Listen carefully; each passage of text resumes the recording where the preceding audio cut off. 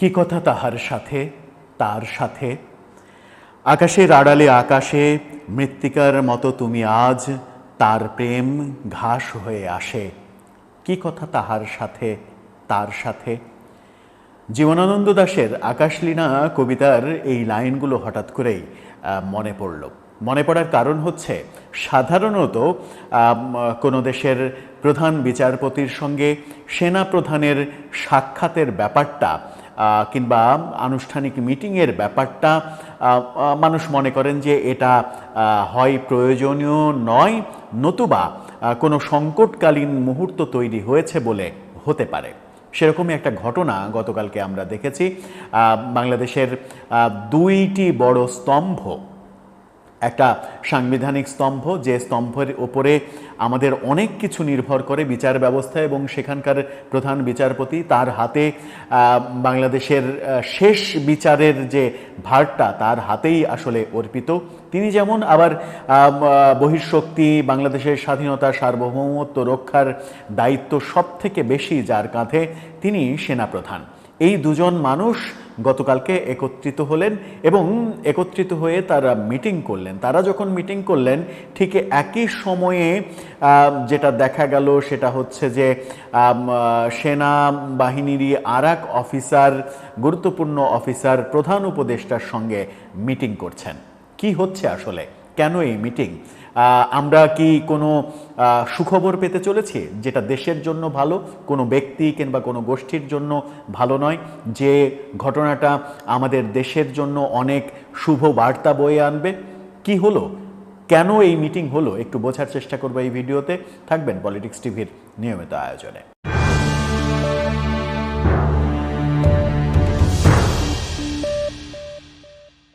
দর্শক, বলছিলাম গতকালকে মহামান্য প্রধান বিচারপতি, তার সঙ্গে বাংলাদেশ সেনা বাহিনীর প্রধান ওয়াকারুজ্জামান, তাদের দুজনের বৈঠক হয়েছে। কি বলছে গণমাধ্যমের শিরোনামটা আপনারা একটু দেখে নিন। সেখানে বলা হচ্ছে যে প্রধান বিচারপতির সঙ্গে সেনা প্রধানের বৈঠক। সেখানেই প্রশ্ন উঠেছে যে প্রধান বিচারপতির বাসায় গিয়ে সেনাপ্রধান কেন বৈঠক করলেন? দেশে কি কোনো সংকটময় পরিস্থিতি তৈরি হয়েছে? সামনে নির্বাচন, আমরা জানি। নির্বাচনকে কেন্দ্র করে নির্বাচনের আগে তত্ত্বাবধায়ক সরকার ইস্যুতে আপিল বিভাগের রায় পাওয়া যাবে নাকি সেটা ঝুলে থাকবে, সেটা আরও ডিলে হবে, সেই ব্যাপারটা যখন খুব একটা পরিষ্কার হওয়া যাচ্ছে না, তখন সেনাপ্রধানের সঙ্গে প্রধান বিচারপতির এই বৈঠকটা খুবই উল্লেখযোগ্য। দেশের রাজনৈতিক পরিস্থিতি যখন বাজে অবস্থার দিকে যাচ্ছে, মব সন্ত্রাস, মব ভায়োলেন্স যখন আমাদেরকে আষ্টে পিষ্টে ধরেছে, আমরা এরই মাঝে দেখেছি দুইটি বিশ্ববিদ্যালয় উত্তপ্ত হয়েছে। দুইটি না, তিনটি বিশ্ববিদ্যালয়, রাজশাহী বিশ্ববিদ্যালয়, চট্টগ্রাম বিশ্ববিদ্যালয় এবং বাংলাদেশ কৃষি বিশ্ববিদ্যালয়। এই উত্তপ্ত হওয়ার মাঝে রাজনীতি উত্তপ্ত হচ্ছে। সব মিলিয়ে সেনাপ্রধান, প্রধান বিচারপতির এই মিটিংটা খুবই গুরুত্বপূর্ণ হিসেবেই অনেকে মনে করছেন, কিন্তু তাদের মধ্যে কি আলোচনা হয়েছে সেটা কিন্তু আমরা কেউ জানতে পারিনি, গণমাধ্যমও জানাতে পারেনি। গণমাধ্যম যেটা বলছে সেটা হচ্ছে যে বাংলাদেশের প্রধান বিচারপতি ডক্টর সৈয়দ রেফাত আহমেদের সঙ্গে বৈঠক করেছেন সেনাপ্রধান জেনারেল ওয়াকারুজ্জামান। গতকালকে প্রধান বিচারপতির গুলশানের বাসভবনে এই সাক্ষাৎ অনুষ্ঠিত হয়। তবে কোন বিষয়ে আলোচনা হয়েছে তা তাৎক্ষণিকভাবে জানা যায়নি। অন্যদিকে মজার ব্যাপার সেটা হচ্ছে যে প্রায় একই সময়ে কয়েক কিলোমিটার দূরে রাষ্ট্রীয় অতিথি ভবন যমুনায় অন্তর্বর্তী সরকারের প্রধান উপদেষ্টা ডক্টর মোহাম্মদ ইউনূসের সঙ্গে সাক্ষাৎ করেছেন সশস্ত্র বাহিনীর AFD principal staff officer PSO lieutenant general SM. Kamrul Hasan. এটাকেও অনেক উল্লেখযোগ্য একটা ঘটনা হিসেবে দেখা হচ্ছে যে সশস্ত্র বাহিনীর principal staff officer Kamrul Hasan কেন প্রধান উপদেষ্টার সঙ্গে বৈঠক করলেন, ঠিক একই সময়ে সেনাপ্রধান কেন প্রধান বিচারপতির সঙ্গে বৈঠক করলেন। ব্যাপারটা খুবই অ্যালার্মিং হতে পারে দেশের জন্য, জাতির জন্য, সেটাও অনেকে বলছেন। তবে কি কারণে এই বৈঠক বা সাক্ষাৎ দুটো হয়েছে, কোন বিষয়ে হয়েছে সে সম্পর্কে তাৎক্ষণিকভাবে কিছুই জানা যায়নি। কোনো কর্তৃপক্ষই কোনো একটা তথ্য, একটি বাক্য এই ব্যাপারে বলতে চাননি। সশস্ত্র বাহিনী বিভাগ সরাসরি প্রধান উপদেষ্টার কার্যালয়ের অধীনে পরিচালিত হয়। এই বিভাগের প্রিন্সিপাল স্টাফ অফিসার 3টি বাহিনীর কর্মকাণ্ড সমন্বয় সহ বিভিন্ন গুরুত্বপূর্ণ দায়িত্বে থাকেন। এই যে সশস্ত্র বাহিনীর principal staff officer Kamrul Hasan, তাকে ঘিরে সেনাবাহিনীর মধ্যে নানা রকমের কর্মকাণ্ডের ব্যাপার অনেক মানে বিদেশি গণমাধ্যম কিংবা বিদেশি ইউটিউবাররা নানাভাবে বলার চেষ্টা করেন। সেগুলোর কোনো মানে দালিলিক তথ্য প্রমাণ পাওয়া যায় না। অনেকে বলার চেষ্টা করেন সেনাবাহিনীর অভ্যন্তরে এক ধরনের মানে পক্ষ বিপক্ষ, নাখোশ, খুশি অখুশি এই ব্যাপারগুলো চলছে। আবার মানে বাস্তবতা যেটা নুরুল হক নূরের ঘটনার পরিপ্রেক্ষিতে সেনাবাহিনীকে আবারও পর্যদস্ত করার যে রাজনৈতিক প্রচেষ্টা, সেটার কারণে সেনাবাহিনীও বেশ বিব্রতকর অবস্থায় পড়ে গিয়েছে। আমরা দেখেছি যে নুরুল হক নূরের উপরে লাঠিচার্জ কেন হলো সেটা সেনাবাহিনীর ব্যাখ্যার পরেও সেনাবাহিনীর নামে নানা রকমের বিষোদ্গার করা হচ্ছে। সেরকম মুহূর্তে এমন দাবিও উঠেছিল যে সেনাবাহিনী ব্যারাকে ফিরে যাক, কিন্তু আমরা আমাদের প্ল্যাটফর্ম থেকে বলেছিলাম যে এই মুহূর্তে যদি সেনাবাহিনী ব্যারাকে ফিরে যায় তাহলে আইন শৃঙ্খলা পরিস্থিতি কন্ট্রোল করার মতো শক্তি আদৌ পুলিশের আছে কিনা। একদিনের ব্যবধানে সেটা আবার প্রমাণিত হয়ে গেল চট্টগ্রাম বিশ্ববিদ্যালয়ে আগের রাতে একটা নারী কেন্দ্রিক ঘটনা, পার্শ্ববর্তী এলাকার ঘটনা, সেটার ঘটনার সঙ্গে বিশ্ববিদ্যালয়ের ছাত্রছাত্রীদের সঙ্গে এলাকাবাসীর যে তুমুল সংগ্রহ সারা রাত চলল, সারা দিন চলল, অবশেষে কিন্তু সেনাবাহিনীকে গিয়েই উদ্ধার কাজ করতে হলো। অর্থাৎ একদিনের মাথায় প্রমাণিত হয়ে গেল যে সেনাবাহিনী এই মুহূর্তে যদি ব্যারাকে ফিরে যায় তাহলে দেশের আইন শৃঙ্খলা পরিস্থিতি কন্ট্রোলে আনার মতো অবস্থা সরকারের নেই, পুলিশের নেই। সেই আলোচনার মাঝেই প্রধান বিচারপতির সঙ্গে সেনা প্রধানের এই বৈঠক অন্য কোনো বার্তা দিচ্ছে কিনা, কিংবা তারা আগামী নির্বাচন নিয়ে কোনো আলোচনা করেছেন কিনা, দেশ কোনো সংকটের মধ্যে যাচ্ছে কিনা সেই আলোচনা হচ্ছে কিনা।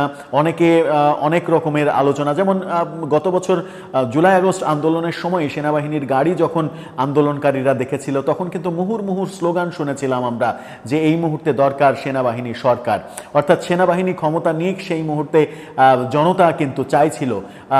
কিন্তু সেনাবাহিনী দেশের মানে বৃহত্তর স্বার্থে সেই কাজের দিকে নিজেদেরকে ধাবিত করেনি, তারা ক্ষমতা নেয়নি, বরং একটা সরকার গঠনের পেছনে মুখ্য ভূমিকা পালন করেছে। সেনাপ্রধানের সেই ভূমিকা প্রশংসিতও হয়েছে। এক বছর পরে আবার কোনো ঘটনা কিংবা আবার কোনো যে সংকট তৈরি হলো কিনা, রাজনৈতিক সংকট কিংবা আন্তর্জাতিক সংকট তৈরি হলো কিনা, যে সংকট নিয়ে প্রধান বিচারপতির সঙ্গে আইনি ব্যাপার স্যাপার নিয়ে সেনাপ্রধান আলোচনা করতে পারেন, যখন এই আলোচনা করছেন তখন আবার প্রিন্সিপাল স্টাফ অফিসারের সঙ্গে প্রধান উপদেষ্টা বৈঠক করছেন। ব্যাপারটা খুব একটা যে স্বাভাবিক গতির ব্যাপার সেটা মনে হচ্ছে না। তবে আমরা প্রত্যাশা করব যে ব্যাপারটা স্বাভাবিক গতিতেই যাক। দেশে কোনো সংকটকালীন মুহূর্ত যদি তৈরি হয় তাহলে সব স্টেক হোল্ডার এক জায়গায় হয়ে যেন সেই সংকটটা দূর করার চেষ্টা করে, যেন কোনো অপ্রীতিকর ঘটনা না ঘটে। এরকম প্রত্যাশা চাওয়া অনেকেরই থাকবে যে সেনাবাহিনী ক্ষমতা নিয়ে নিক, সেনাবাহিনী টেক ওভার করুক, প্রফেসর ইউনূসের সরকার পারছে না, তারা ব্যর্থ হচ্ছে, তারা আইন শৃঙ্খলা পরিস্থিতি ঠেকাতে পারছে না। কিন্তু আন্তর্জাতিক পরিমণ্ডল যদি আপনি বিবেচনা করেন তাহলে সেটাও খুব একটা সুখকর পদক্ষেপ হবে বলে বিবেচকরা, বিবেকবানরা মনে করেন না। তাহলে সমাধান আমাদের কোথায়? সমাধান একটাই, যে দেশের সব স্টেক হোল্ডার এক জায়গায় হয়ে দেশের সমস্যার সমাধান করুন এবং দ্রুত নির্বাচনের মাধ্যমে একটা শান্তিময় মানে ট্রান্সফরমেশনের দিকে আমরা যাই। একটা ক্ষমতার পালাবদল হোক, রাজনৈতিক সরকার আসলে এই যে মানে অনেক কিছুর উপরে সরকারের যে কন্ট্রোল নেই, কন্ট্রোল না থাকার একটা বড় কারণ হচ্ছে সরকার চালাচ্ছে মাত্র ২০-২৫ জন মানুষ। ২০-২৫ জন মানুষ দিয়ে সরকার চালানো, একটা দেশ চালানো যায় না। দেশের প্রতিটা স্থানীয় সরকার ব্যবস্থা অকার্যকর এবং মানে স্থবির হয়ে পড়েছে। স্থানীয় সরকারের প্রতিনিধি নেই। রাজনৈতিক সরকার থাকলে রাজনৈতিক নেতারাও এলাকা ভিত্তিক বিভিন্ন ভূমিকা পালন করে থাকে, সেই ক্ষেত্রে তাদের ভূমিকাটা খুব মানে প্রভাব বিস্তার করে সমাজের উপরে, সেগুলোও নেই। সব মিলিয়ে এই ২০-২৫ জনের মাধ্যমে একটা পুরো দেশ মানে প্রায় ৬০,০০০ বর্গ কিলোমিটারের একটা দেশ পরিচালনা করা এবং দেশের সব প্রান্তে সুস্থ পরিবেশ রাখা, টিকিয়ে রাখা, এটা কিন্তু আসলে ছেলেখেলা ব্যাপার নয়, এটা আদতেও সম্ভব নয়। এই কারণেই অন্তর্বর্তীকালীন সরকার কিংবা তত্ত্বাবধায়ক সরকার যে ফরম্যাটই হোক না কেন, সেই সরকারের মেয়াদ যত কম হয় ততই দেশের জন্য ভালো। দর্শক, আপনার কি মনে হয় এই যে সেনাপ্রধান এবং প্রধান বিচারপতির মিটিংয়ে কি বার্তা দিচ্ছে? আপনার মতামত জানিয়ে লিখতে পারেন আমাদের কমেন্ট বক্সে।